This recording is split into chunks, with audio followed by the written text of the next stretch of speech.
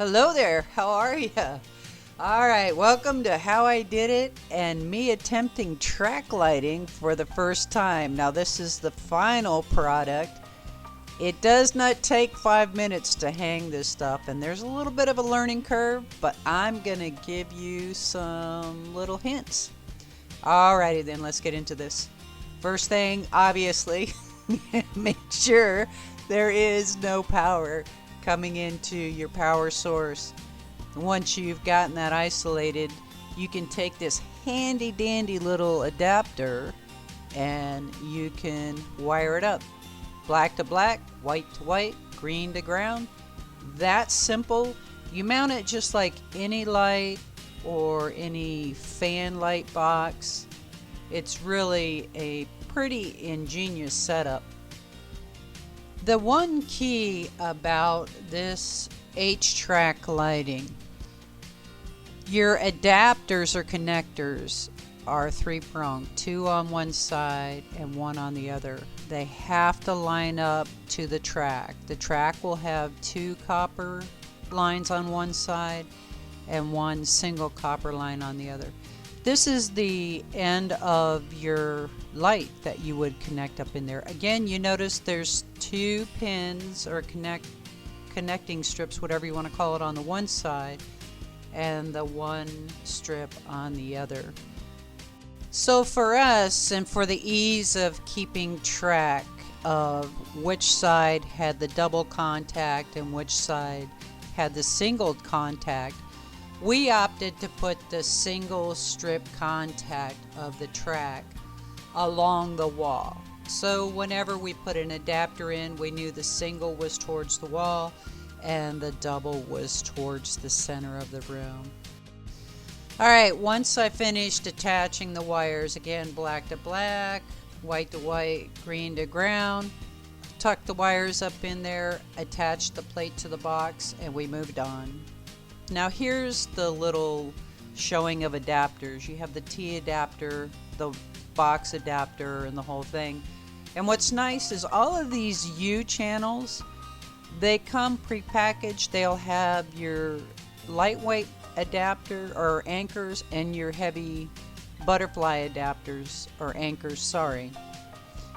This is the track that I was talking about. There's that single copper on the track. And then the next shot is going to show you the double contact. I'll get him to move it. There we go. That's a still shot of it, but you will see what I'm talking about here once we get ready to put some of these pieces of the track together. So what we ended up doing with the first one, we took the end off. We put the elbow on to where the single track would be towards the wall. And then once we got that length, then we could reuse the end cap. And we were golden. Just adjust it. And this is pretty ingenious. And the T adjusts the same way. Cap back on. So don't think, oh crap, I bought the wrong one. You buy it, it's universal. It comes with a white cover at the end, and it comes with a black cover, so you can decide even which color you want to use. We like the, or I shouldn't say we, he liked the black one. It went with his drapes better and his computer. So see how and the doubles desk. on this side and the singles on this side.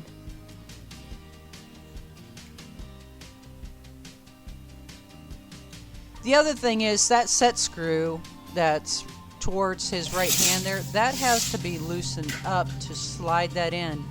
And then when you set that set screw, you don't like crank it down real hard. It just lightly pinches it in place. So we went ahead, we got the elbow on the direction that we needed it. You simply cut it with a hacksaw, or in this case, we had a sawzall. We started out cutting inside and we ended up going outside. It put too many little metal shards on the floor.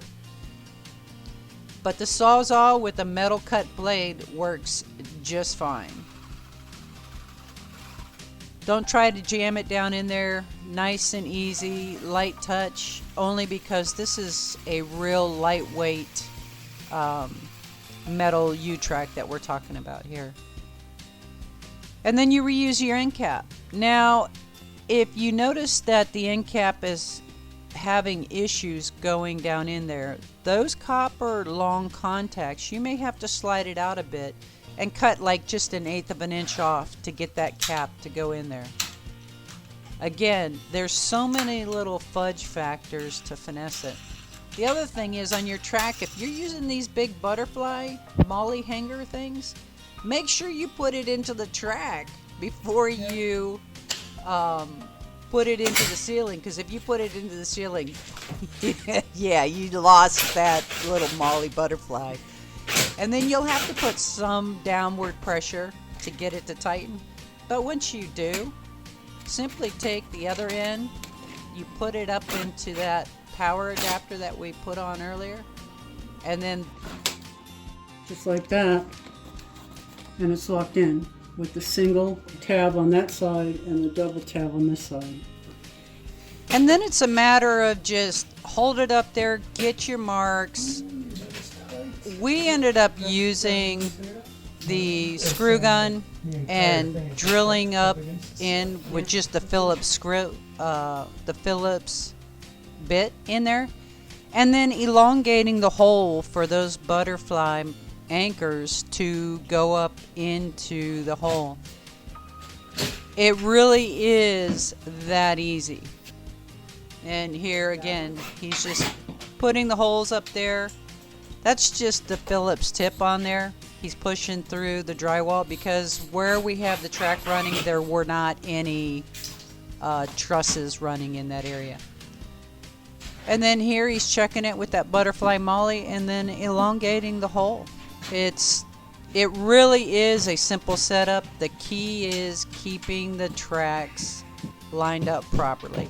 Now where he's actually hammering in this butterfly anchor, that side of the track has the hole cut in it to where the molly head fit through and then it slid down to lock it. The others, you have to put the butterfly on the track prior to getting it up on the ceiling to assemble it.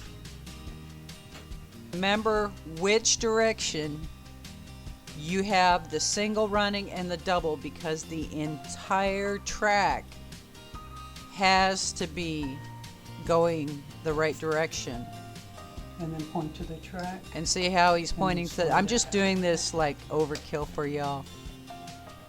That's just showing the singles towards the wall, the doubles towards the front, and he had forgotten to loosen this set screw.